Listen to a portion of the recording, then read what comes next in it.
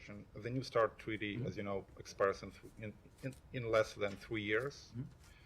Should Washington and Moscow fail to agree on extension in February 2026, are there any contingency planning you're doing now for this scenario, or are you planning anything for this case?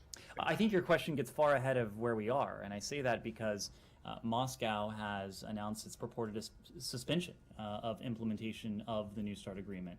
Even before that happened, we found that Moscow was in technical non-compliance with the New START treaty. So before we start talking about what happens in 2026 and a potential renewal of the New START treaty, we want to focus on bringing Moscow back into compliance with the treaty. It is in the interests of the American people. It is in the interests of the people of Russia. It's in the interests of people around the world to see to it that the two countries that possess the largest number of nuclear weapons engage in responsible behavior. And part of being a responsible nuclear power is engaging in arms control. It's engaging in talks about strategic stability, just as the United States and the Soviet Union did over the course of the Cold War.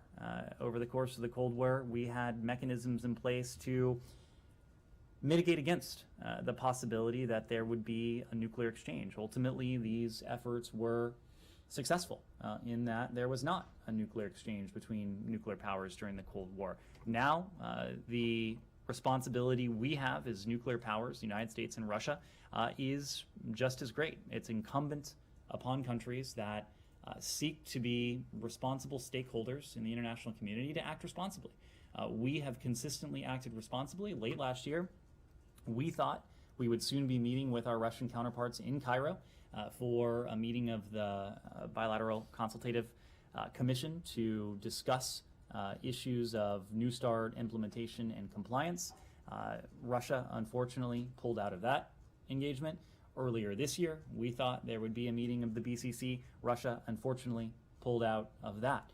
And that is what ultimately led us to render Russia not in technical compliance with the New START agreement. But there is a very uncomplicated way for Russia to come back into compliance. It needs to take part in inspections. That's something that can happen fairly quickly, and it's something that we hope Moscow does for the sake of its citizens, for the sake of our citizens, for the sake of people around the world.